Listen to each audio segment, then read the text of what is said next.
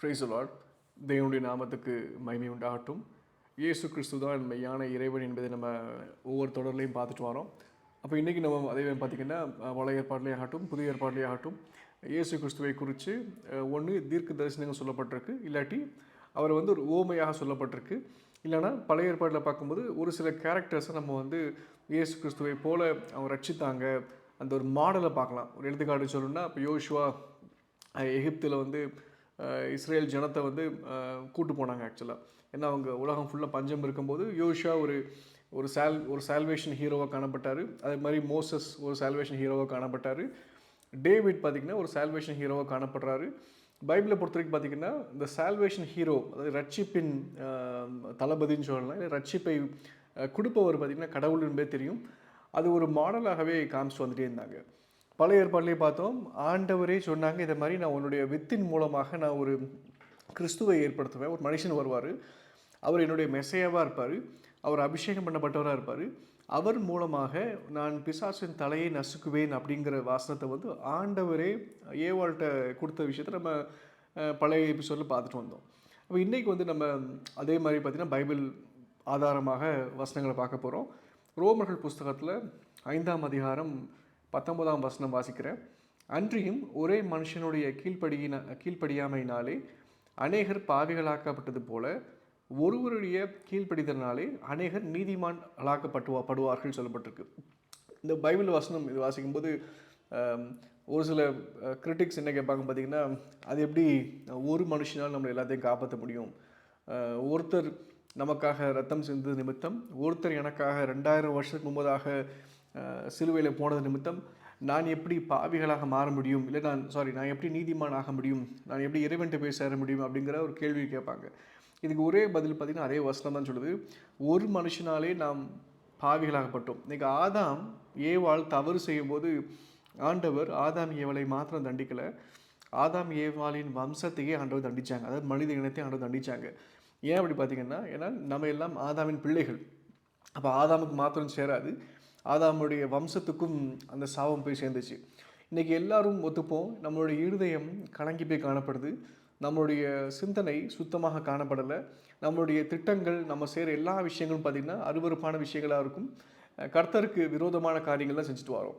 மனுஷனுக்குள்ளே இப்பேற்பட்ட ஒரு தீமையும் ஒரு தீங்கு எப்படி காணப்படுது பார்த்திங்கன்னா, அதுக்கு ஒரே ஒரு பதில் பைபிள் சொல்லுது, ஆதாம் பாவம் செய்தான், அது நிமித்தம் எல்லா மனுஷனுக்கும் சாபம் வந்து வர ஆரம்பிச்சிட்டு ஆக்சுவலாக. அப்போ ஒரு மனுஷன் கீழ்ப்படியாமையினாலே எல்லா மனுஷனும் கீழ்ப்படியாமையின் பலனை அனுபவிச்சுட்டு வரோம் இன்றைக்கு வரைக்கும். என்னென்னு பார்த்திங்கன்னா சாபத்தில் போனோம், கடவுள் விட்டு தூரமாக வந்துட்டோம். ஆக்சுவலாக நமக்கு ஒரு வெறுமை எண்ணெயும் காணப்படும். அப்போ நமக்கு தெரியும் இது நம்மளுடைய கனிகளாக காணப்படுது, பாவத்தின் விளைவாக காணப்படுது. கடைசி இந்த உலகத்தில் மரணம் உருவாகுது நமக்கு. அது மாத்திரம் இல்லை, நம் நரகத்துக்கு போய் சேர ஒரு வாய்ப்பும் கிடைக்கிது, ஏன்னா கடவுளை அறியாமல் இருக்கிறதுனால.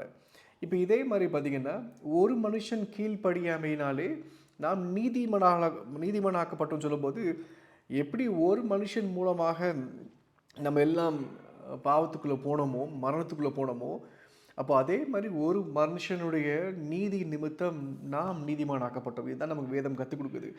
ரட்சிப்பின் அதிபதியாக தான் யெகோவா தேவன் காணப்படுறார். இந்த பைபிளில் பார்த்திங்கன்னா இந்த இறைவனுடைய தோற்றம், அந்த இறைவனுடைய இமேஜ் பார்த்திங்கன்னா ஆரம்பத்துலேருந்தே அவர் மனுஷனை காப்பாற்ற வரவராக இருப்பார். ஆக்சுவலாக மோசஸ்கிட்ட பேசினார், ஆப்ரஹாம்கிட்ட பேசினார், நோவாட்ட பேசினாங்க, ஈனோக்கிட்ட பேசினாங்க. இப்போ மனுஷன்கிட்ட இவர் இடைப்படுகிற ஒரு தேவனாக காணப்படுறார் தவிர அந்த மனுஷனை எப்படியாவது காப்பாற்றணுங்கிற ஒரு எண்ணம் இவருக்கு ஆரம்பத்திலேருந்தே இருக்குது. ஒரு மனுஷனை வந்து இந்த சும்மா ஒரு மேஸில் போடுற மாதிரி சும்மா எதுவே போட்டாச்சு, அந்த மனுஷனே தப்பிச்சு வருவாங்கிற ஒரு விஷயத்தை யோசிக்காமல் இந்த மனுஷனாக போயிட்டு அந்த மனுஷனை காப்பாற்றுகிற விஷயமாக தான் இந்த தேவன் வந்து ஆபிரகாம் மூலமாக மாத்திரம் இல்லாமல் எல்லா யூத தீர்க்கதரிசியும் ஆண்டவரை தான் பேசிட்டு வந்தாங்க. ஆதியாகமம் புஸ்தகத்தில் பார்க்கும்போது ஒரு சம்பவம் சொல்லப்பட்டிருக்கும். ஆபிரகாம் வந்து ஒரு போருக்கு போயிட்டு வெற்றி செஞ்சுட்டு வரும்போது அவர் மெல்கிசேதேக் அப்படிங்கிற ஒரு ஆசாரியர்கிட்ட போயிட்டு அவர் வந்து தசமபாகம் கொடுத்து ஆசீர்வாதம் பெற்றுக்கொள்வார். அந்த வசனம் மாத்திரம் வாசிக்கிறேன், நீங்கள் 17லேருந்து 19 நீங்கள் எடுத்து வச்சுக்கோங்க, அதில் 18 மட்டும் வாசிக்கிறேன். ஆதியாகமம் புஸ்தகம் 14. அன்றியும் உன்னதமான தேவனுடைய ஆசாரியனாய் இருந்த சாலேமின் ராஜாவாகிய மெல்கிசேதேக்கு அப்பமும் திராட்சரசமும் கொண்டு வந்து அவனை ஆசீர்வதித்து, வானத்தையும் பூமியும் உடையவராகிய உன்னதமான தேவனுடைய ஆசீர்வாதம் ஆபிரகாமுக்கு உண்டாவதாக அப்படிம்பார். இந்த இடத்துல பார்க்கும்போது மெல்கிசேதேக்கை குறித்து அநேக விஷயங்கள் சொல்லப்படாட்டியுமே புதிய ஏற்பாட்டில் நமக்கு சில க்ளூ சொல்லியிருப்பாங்க.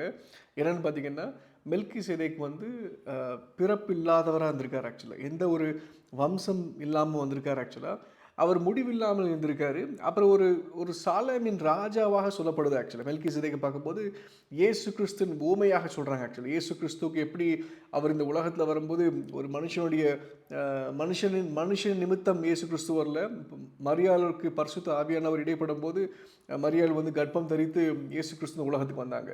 அப்போது மெல்கிசேதேக்கை பார்க்கும்போது அவர் இயேசு கிறிஸ்துவின் ஒரு ஓமையாக காட்டுறாங்க, ஒரு ஷேடோ ஆஃப் ஜீசஸ் கிரைஸ்ட்னு காட்டுறாங்க. அப்போ ஆபிரகாம் பார்த்தீங்கன்னா மெல்கிசேதேக்கை போய் அவன் ஆசாரியர்கிட்ட போய் கொடுக்குறாரு தன்னுடைய ஆசீர்வாதத்தை முழுவதும்.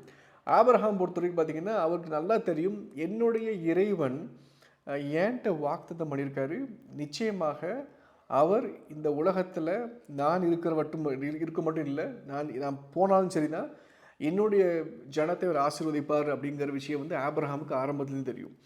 ஆபிரகாம் பார்த்திங்கன்னா தேவனோடு உடன்படிக்கை பண்ணி தான் இன்றைக்கி ஆசீர்வாதம் பிள்ளையாக மாறினார்.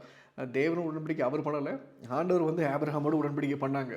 அப்புறம் அந்த ஆசீர்வாதம் பார்த்திங்கன்னா யாக்கோபுக்கு போகுது, அப்புறம் ஈசாக்குக்கு போகுது, அப்புறம் யாக்கோபுக்கு போகுது, அப்புறம் இந்த யாக்கோபின் கோத்திரத்துக்கு போகுது. அதில் வந்தவர் தான் இந்த மெஸ்ஸையாவாக காணப்படுது. அப்போ ஆபிரகாம் ஆரம்பத்திலே தெரியும், என்னுடைய வம்சத்தில் வருகின்ற ஒருத்தர் மெஸ்ஸையாவாக இருப்பார். ஏன்னா ஆபிரகாம் எல்லா விஷயத்தையும் தேவன்கிட்ட கற்று தேர்ந்தவர். அப்போது மெல்கிசேதேக் பார்த்திங்கன்னா இயேசு கிறிஸ்துவுக்கு ஒப்பாக காட்டுறாங்க. ஆபிரகாம் வந்து இயேசு கிறிஸ்துவை சந்திச்சதாக சொல்கிறாங்க. நம்ம ஏற்கனவே பார்த்தோம், ஆபிரகாமை வந்து ஒரு 3 பேர் சந்திக்க வருவாங்க. ஆக்சுவலாக அதில் 2 பேர் லோத்தை பார்க்க போவாங்க, ஒருத்தர் வந்து ஆபிரகாமோடு உடன்படிக்கை பண்ணுவாங்க. ஆக்சுவலாக நம்ம அதையும் தெரியும், அது வந்து பைபிள் சொல்லப்பட்டிருக்கு, ஏஞ்சல் ஆஃப் த லார்ட், தேவனுடைய குமாரன் என்பதை வேதம் நம்ம கற்றுக் கொடுக்க தவிர அது வந்து ஒரு தூதன் சொல்ல மாட்டாங்க, தூதனானவர் அப்படிங்கிற விஷயத்தை சொல்லி தருவாங்க நமக்கு. எங்கெல்லாம் ஏஞ்சல் ஆஃப் த லார்ட் அப்படி சொல்லப்படுதோ அது எல்லாம் பார்த்திங்கன்னா தேவ தூதன் ஆனவர் அப்படி சொல்லும்போது எல்லாம் இயேசு கிறிஸ்துவை சுட்டி காட்டுற ஒரு வசனங்கள் தான் நம்ம பார்த்துட்டு வரோம். ஆக்சுவலாக அடுத்து பார்க்கும்போது ஏசாயா புஸ்தகத்துலேயும் பார்த்திங்கன்னா மெஸ்ஸையா பற்றி சொல்லும்போது மெஸ்ஸையா வந்து எப்படி இருப்பார் சொல்லும்போது ஏசாயா 32ஆம் அதிகாரம் சொல்லிட்டு, இதோ ஒரு ராஜா நீதியாக அரசாளுவார், பிரபுக்களும் நியாயமாக துரைத்தனம் பண்ணுவார்கள், அவர் காற்றுக்கு ஒதுக்காகவும் பெருவெள்ளத்துக்கு புகலிடமாகவும் வறண்ட நிலத்துக்கு நீர்க்காலங்களாகவும் விடாய்த்து பூமிக்கு பெருங்கன் மலையின் நிழலாகவும் இருப்பார் சொல்லப்பட்டிருக்கு. இந்த வசனம் முழுவதும் சொல்லும்போது சொல்லப்பட்டிருக்கு மெஸ்ஸையா எப்பேற்பட்ட ஒரு மனுஷனாக இருப்பார் சொல்லப்பட்டிருக்கு. இப்போ மெஸ்ஸையா என்பது இந்த உலகத்துக்கு வருவார் என்பது நமக்கு நிச்சயமாக ஆண்டவர் சொன்னாங்க. ஒரு தடவை சொல்லலை, எல்லா தீர்க்கதரிசிகள் மூலமாக ஆண்டவர் சொன்னாங்க, அதை ஆண்டவர் நிறைவேற்றினாங்க. ஆக்சுவலாக இப்போ இங்கே என்ன பிரச்சனைன்னு பார்த்தீங்கன்னா, இங்கே ஒரு பிரச்சனையும் கிடையாது. இயேசு கிறிஸ்து மரித்து உயிர்த்ததுக்கப்புறம் ஒரு நபர் தோன்றி இது தவறு சொல்லும்போது அவருக்கு எந்த ஒரு அதிகாரம் கிடையவே கிடையாது. இன்றைக்கி ஜோசப் ஸ்மித் அப்படிங்கிற ஒரு ப்ராஃபட் நமக்கு எல்லாம் தெரியும், 18ஆம் நூற்றாண்டு நினைக்கிறேன், அவர் தோன்றினவர். அவர் வந்து என்னை குறித்து பைபிளில் சொல்லப்பட்டிருக்குங்கிற விஷயத்தை சொன்னார். கடைசியில் பார்த்திங்கன்னா ஒரு ஃபால்ஸ் டாக்டரின் சேர்ந்தவர், அவர் கல்ட். இன்றைக்கி ஜோசப் ஸ்மித்தை ஏன் கிறிஸ்தவர்கள் ஒதுக்குனாங்க பார்த்திங்கன்னா, ஏன்னா அவர் ஒரு கள்ள தீர்க்கதரிசி, அவருக்கும் பைபிளுக்கும் எந்த ஒரு சம்மந்தம் இல்லை என்பது தெரியும். அதே மாதிரி தான் பார்த்திங்கன்னா கிறிஸ்தவர்களும் யூதர்களும் ஏன் முகமது நபியை வந்து அவர் நபி இல்லை அப்படின்னு சொன்னாங்கன்னா, ஏன்னா எப்படி ஜோசப் ஸ்மித் ஒரு கல்ட் உருவாக்குனாரோ அதே மாதிரி தான் இன்றைக்கி இஸ்லாமும் பார்த்திங்கன்னா பைபிளுக்கும் உண்மையான தேவனுடைய வார்த்தைக்கும் சம்பந்தமே இல்லாத ஒரு மார்க்கமாக காணப்படும். அப்போது மெஸ்ஸையாவுடைய பிறப்பையும் மெஸ்ஸையா வருவதன் நோக்கத்தையும் அவர் நமக்கு என்ன செய்ய போகிறாங்க விஷயத்தை முழுவதுமாக அழிக்கிறது தான் இஸ்லாமுடைய மூலதனமாக இருக்கும். இன்றைக்கி எல்லா மதங்களுக்கும் பார்த்திங்கன்னா ஒரு வகையான பிரின்சிபிள்ஸ் இருக்கும். ஆக்சுவலாக சில கோட்பாடுகள் வந்து ஸ்ட்ராங்காக இருக்கும். ஆக்சுவலாக இன்றைக்கி இஸ்லாமின் கோட்பாடு எல்லாம் நினச்சிட்டு போனால் இல்லை அவங்க மோனோதீசம், ஒரு ஏக இறைவன் வணங்குறாங்க, அது பெரிய ஸ்ட்ராங் நடப்போம், அது கிடையாது. ஏன்னா அவங்க சொல்வதற்கு முன்பதாகவே 2500 வருஷங்களாக ஆபிரகாம் மூலமாக ஒரே தேவன் தான் உண்டு என்பதை ஆண்டவர் ஆபிரகாம் பிள்ளைகளுக்கு சொல்லி தந்துட்டாங்க. இப்போ மோனோதீசத்தை பற்றி இஸ்லாமுக்கு பெரிய எக்ஸ்க்ளூசிவ்னஸ் கிடையாது, அதுக்கு முன்பதாகவே யூதமும் கிறிஸ்தவமும் அதுதான் பரிசாச்சிட்டு இருக்கு. ஆக்சுவலாக அடுத்து பார்த்திங்கன்னா இஸ்லாம் பொறுத்த வரைக்கும் இன்னொரு ஒரு ஒரு மேஜர் பிரின்சிபல் சொல்லும்போது தொழுகை முறையை சொல்லுவாங்க. நான் அதையும் சொல்லியிருக்கேன். தொழுகை முறை என்பது யூதர்கள் இப்போ இல்லை, கிறிஸ்து வருவதற்கு 580ஆம் நூற்றாண்டிலே பார்த்திங்கன்னா பாபிலோனால் சிறைப்பிடிச்சு போகும்போது அவங்க அப்போலேருந்தே பார்த்திங்கன்னா அவங்க 3 வேளை தொழுகை செய்கிற பழக்கம் உண்டு. அதனால் அதுவும் எக்ஸ்க்ளூசிவ் கிடையாது. அது மாத்திரம் இல்லை, ஜொராஸ்ட்ரிய மதத்தை சேர்ந்தவர்களும் ஏற்கனவே சொல்லியிருக்கேன், அவர்களும் ஒரு நாளைக்கு 7 தடவை தொழுகை செய்த வழக்கம் அவங்களுக்கு உண்டு. அப்போ தொழுகையும் எக்ஸ்க்ளூசிவ் கிடையாது ஆக்சுவலாக. அப்போது இதுதான் எக்ஸ்க்ளூசிவ் பார்க்கும்போது அதில் எந்த ஒரு எக்ஸ்க்ளூசிவ் கண்டென்ட்ஸோ ஒரு கோட்பாடுகள் கிடையவே கிடையாது ஆக்சுவலாக. ஆனால் என்ன சொல்கிறாங்க பார்த்திங்கன்னா, அவங்களுடைய பிரின்சிபல்ஸில் இயேசு மரிக்கவில்லை அப்படிங்கிற விஷயம் சொல்லப்பட்டிருக்கு. அப்புறம் தேவன் மனுஷனாக முடியாதுங்கிற விஷயம் சொல்லப்பட்டிருக்கு. அது மாத்திரம் இல்லாமல் இந்த தேவனுடைய சாட்சிகளையும் இந்த தேவனுடைய தீர்க்கதரிசிகளின் விஷயத்தையுமே முற்றிலுமாக முரண்பாடாக சொல்லி மனுஷனை குழப்ப பார்த்தாங்க. இன்றைக்கி உண்மை தெரிஞ்சவங்க பார்த்திங்கன்னா, உண்மை தெரிஞ்சவங்களுக்கு வந்து சரி தப்பு இது சரிங்கிறது தெரியும் ஆக்சுவலாக. இன்றைக்கி இதே மாதிரி ஒரு விஷயத்தை தெரியாத ஒரு அரேபிய மக்கள்கிட்ட போய் சொல்லும்போது அவங்க சொல்கிறத தான் ஏற்றுக்கொள்ள முடியும். இன்றைக்கி இந்திய முஸ்லீம்ஸ்க்கு அதே பிரச்சனை தான். இன்றைக்கி அரேப் மக்கள் சொல்லும்போது ஏற்றுக்கொண்டோம் தவிர நமக்கு உண்மையான ஆபிரகாம் மார்க்கம் எது என்பது நமக்கு தெரியாமல் போச்சு. யூதர்களும் கிறிஸ்தவர்களும் முகமது நபி ஏற்றுக்கொண்டாத ஒரே காரணம் அவங்களுக்கு உண்மையான பூர்வீகம், வரலாறு, அவங்களுடைய மார்க்கம், அவங்களுடைய இறைவனுடைய கோட்பாடு அவங்க தெரிஞ்சது நிமித்தம்தான் முகமது நபியின் அவருடைய சொற்களையும் அவங்க வெறுக்க ஆரம்பித்தாங்க. அது ஏற்றுக்கொள்ளலை. சரி, ஏசாயா புஸ்தகத்தில் நம்ம பார்க்கும்போது 9ஆம் அதிகாரத்தில் 6ஆம் வசனம் சொல்லப்பட்டிருக்கு. இது இயேசு கிறிஸ்து வருவதுக்கு ஒரு 200 வருஷத்துக்கு முன்பதாக சொல்லப்பட்டிருக்கு. நமக்கு ஒரு பாலகன் பிறந்தார், நமக்கு ஒரு குமாரன் கொடுக்கப்பட்டார், கர்த்தர்த்துவம் அவர் தோளின் மேல் இருக்கும், அவர் நாமம் அதிசயமானவர், ஆலோசனை கர்த்தா, வல்லமை உள்ள தேவன், நித்திய பிதா, சமாதான பிரபு எனப்படும். தாவீதின் சிங்காசனத்தையும் அவனுடைய ராஜ்யத்தையும் அவர் திடப்படுத்தி அதை இது முதற்கொன்று என்றென்றைக்கும் நியாயத்தினாலும் நீதியினாலும் நிலைப்படுத்தும்படிக்கு அவருடைய கர்த்தத்துவத்தின் பெருக்கத்துக்கும் அதன் சமாதானத்துக்கும் முடிவில்லை. சேனைகளின் கர்த்தருடைய வைராகியம் இதை செய்யும்.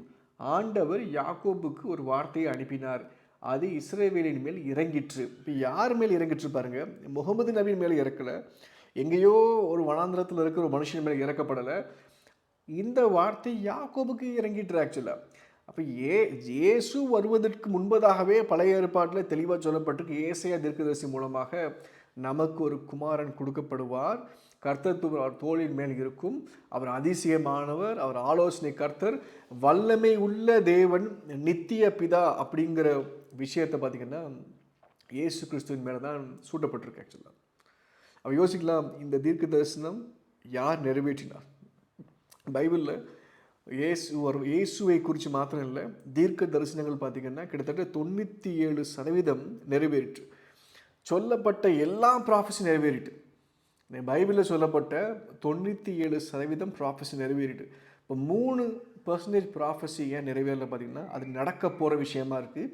அது எல்லாம் பார்த்திங்கன்னா அந்தி கிறிஸ்துவின் ஆட்சி, அது மாத்திரம் இல்லாமல் 2ஆம் வருகை, ரகசிய வருகை, வருகின்ற காலத்தில் நடக்க போகிற சம்பவங்களை தான் இந்த 3% நிறைவேறாமல் இருக்குது. அது நிறைவேறும் காலத்தில் வாழ்ந்துட்டு வரோம். அப்போ 97% பைபிளில் சொல்லப்பட்ட எல்லா தீர்க்க தரிசனங்களும் அந்ததன் காலத்தில் நிறைவேறி இன்றைக்கி ஆண்டவர் இந்த வார்த்தையை நமக்கு கொடுத்துருக்காங்க ஆக்சுவலாக. அப்போ என்னோடய அன்பு தேவஜனமே, நீங்கள் வந்து அவங்க சொல்கிறாங்க, இவங்க சொல்கிறாங்க, இது லாஜிக்காக இருக்குது, இது வந்து கேட்கறதுக்கு பகுத்தறிவாக இருக்குன்னு சொல்லி ஏமாந்துட்டு வாழ்ந்துட்டு இருக்காதீங்க. பிசாசு வஞ்சமாக தான் உங்களுடைய சமாதானத்தை பார்ப்பான். இயேசு கிறிஸ்து மாத்திரம்தான் மெய்யான தேவன். இன்றைக்கி இஸ்லாமுக்கும் குரானுக்கும் பைபிளுக்கும் கிறிஸ்தவத்துக்கும் எந்த ஒரு சம்பந்தம் கிடையாது. உண்மையான ரட்சிப்பு தேவனை அறிகின்ற அறிவில் தான் கிடைக்கும். நீங்கள் ஒரு ஃபால்ஸ் நாலேஜ் வச்சுக்கிட்டு எனக்கு இதன் மேலே நாட்டமாக இருக்குது, இது எனக்கு வந்து சமாதானம் கொடுக்குன்னு நினச்சிங்கன்னா அது உண்மையான ஒரு வேதம் கிடையாது, உண்மையான சமாதானம் கிடையாது. தேவனுடைய வார்த்தையை மாத்திரம்தான் ஒவ்வொரு மனுஷனுக்கும் பார்த்திங்கன்னா